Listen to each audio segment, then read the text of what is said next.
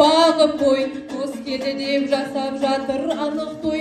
Алғашқы рет көріп тұрсың сен оны, нағыз қазақ осы міне тағып қой. Алғашқы рет көріп тұрсың сен оны, нағыз қазақ осы міне тағып қой.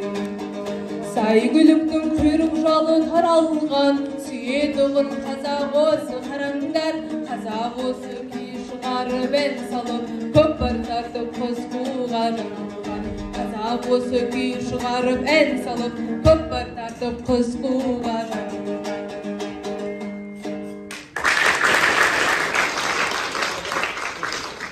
Ал оқушылар, әріптестер, енді қазақ тілі апталығы басталыпты. Бұл апталығымыз Мағжан аталарының есімімен тығыз байланысты отыр.